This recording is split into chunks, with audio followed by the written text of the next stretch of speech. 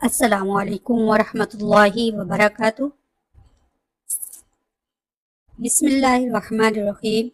صحیح بخاری۔ ایمان کا بیان۔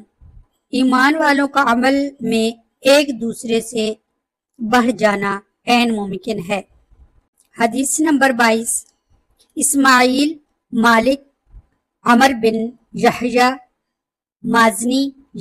مازنی ابو سعید خدری نبی کریم صلی اللہ علیہ وآلہ وسلم سے روایت کرتے ہیں کہ آپ نے فرمایا، جب جنت والے جنت میں اور دوزخ والے دوزخ میں داخل ہو جائیں گے، اس کے بعد اللہ تعالیٰ فرشتوں سے فرمائے گا کہ جس کے دل میں رائی کے دانے کے برابر بھی ایمان ہو، اس کو دوزخ سے نکال لو۔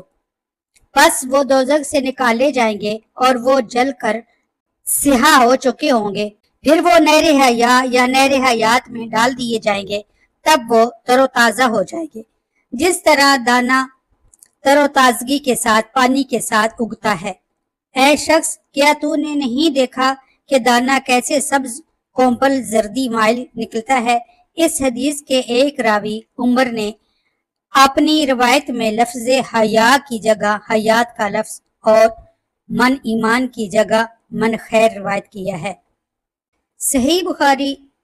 ایمان کا بیان۔ ایمان والوں کا عمل میں ایک دوسرے سے بڑھ جانا عین ممکن ہے۔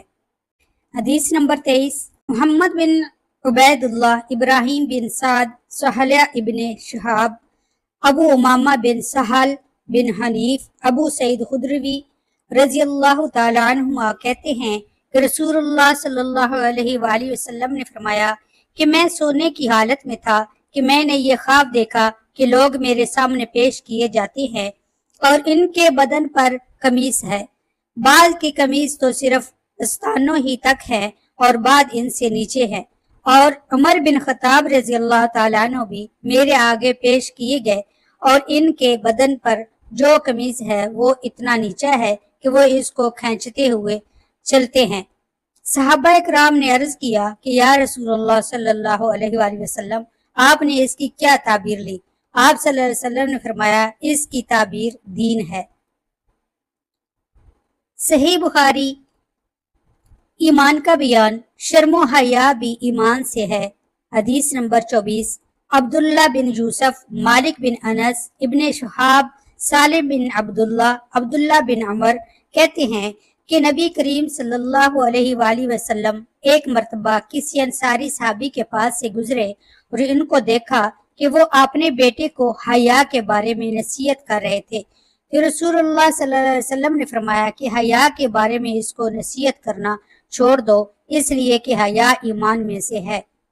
صحیح بخاری۔ ایمان کا بیان۔ اللہ تعالیٰ کے اس فرمان کی تفسیر میں کہ اگر وہ کافر توبہ کر لیں اور نماز قائم کریں اور زکوٰۃ ادا کریں تو ان کا راستہ چھوڑ دو، یعنی ان سے جنگ نہ کرو۔ حدیث نمبر 25۔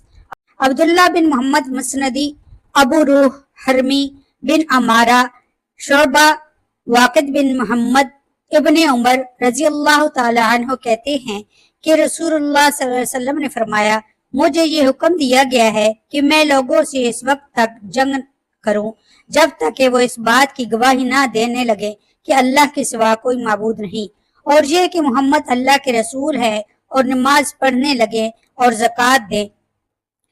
بس جب یہ کام کرنے لگے تو مجھ سے ان کے جان و مال محفوظ ہو جائیں گے، علاوہ اس سزا کے جو اسلام نے کسی جرم میں ان پر مقرر کر دی ہے، اور ان کا حساب و کتاب اللہ کے ذمے ہے۔